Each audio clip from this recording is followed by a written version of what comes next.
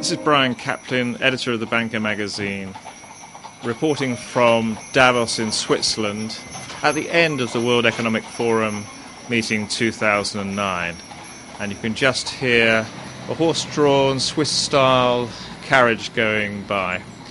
And also the music you heard at the beginning was from the concert pianist Fazıl Say, the Turkish concert pianist, whose music was the highlight of the final concert of Davos 2009.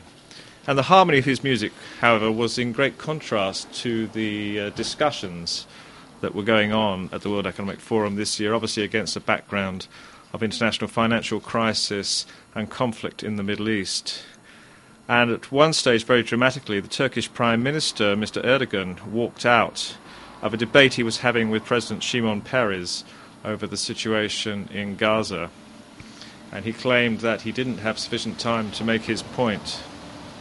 The whole spirit of Davos has always been that people of contrasting views can get together and have a discussion in a very kind of calm and measured way. And clearly this year the banks also came under a great deal of fire, and there were some very outspoken critics, including the author of the book called Black Swans, Nassim Nicholas Taleb, and others who blamed them for bringing the world financial system to its knees. Noticeably, there were some key bankers absent, such as John Thain, the former head of Merrill Lynch, who was ousted just a few days before the meeting and who had been scheduled to take part in one or two key panels, as well as Bob Diamond, the president of Barclays, and he was busy firefighting at home. However, despite the drama, there was some serious discussion about banking. And in one session called the Bank of the Future, the chairman of the UK regulator, the Financial Services Authority, Adair Turner, set out what he saw as the big challenges facing banking. And one of these is whether banking should be now divided into two parts. So one would be what we might call narrow banking, which would be traditional banking in terms of deposits and lending and commercial banking activities, and then the rest of banking would be hived off into something separate. Now this would obviously take the world back to how things looked a little bit before Glass-Steagall was finally repealed in the United States.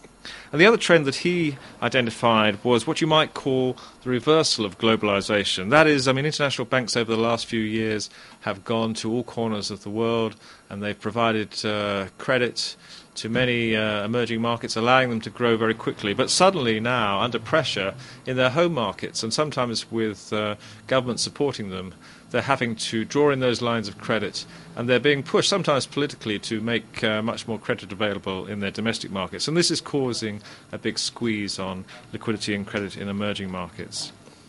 And the final area that Adair Turner identified was the lack in banking of an internationally binding treaty of regulation. So, for example, in the trade area, you have the World Trade Organization, which is a legal process. And if countries sign up to that, they're obliged more or less to adhere to it. And if they don't, they find themselves going through a legal process. But this is not the case in banking, where you do have a standard like Basel II. But as the governor of the Central Bank of Nigeria, Chukwuma Soludo, pointed out, Basel II is really only a voluntary arrangement. And governments choose, and banks choose or not, whether to and how to apply it.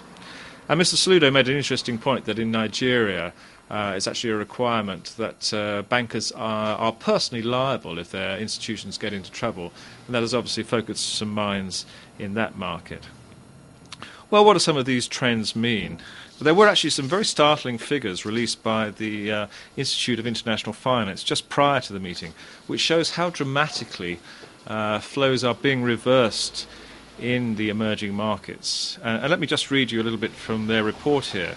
The report says, while all components of net private capital inflows to emerging markets have recently weakened, it is not surprising that the most significant drop in prospect is for net bank lending, which is forecast to shift from a net inflow of $167 billion in 2008 to a net outflow of $61 billion in 2009. Now that's a $27 billion negative swing. This would be a dramatic reversal, says the report, from the peak year of banking sector net flows of $410 billion in 2007.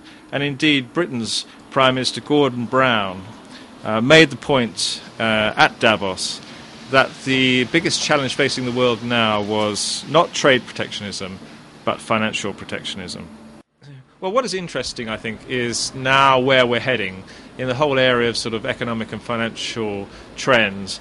And it's clear that the G20 meeting, which is going to be held in London in April, is going to be a real critical forum for discussing where we go next and what kind of things we come up with. And the issues there are likely to be quite detailed in terms of regulation. You know, we may be starting to see the development of colleges of supervisors for regulating banks across border. It's likely we'll see some changes to the IMF and much bigger role for emerging markets to play there. And we may get down to regulating things like rating agencies, which have obviously played a highly contentious role in the financial crisis. And it's interesting that two of the key speeches made at Davos this year, one by Vladimir Putin, the Prime Minister of Russia, and the other by the Chinese Premier Wang Jianbao, both of them were measured, but they were also showing pretty much a lot of dissatisfaction with Western-style policies, and both in the economic sphere and in the financial sphere. Both of them actually mentioned rating agencies in their speech. They'll obviously be participating in the G20 meetings, and I think that we're going to get something pretty detailed and pretty much going to set the agenda for the coming years, and I think we're going to see some quite big changes in the banking area. So this is Brian Kaplan, editor of the Banking Magazine, signing off from Davos.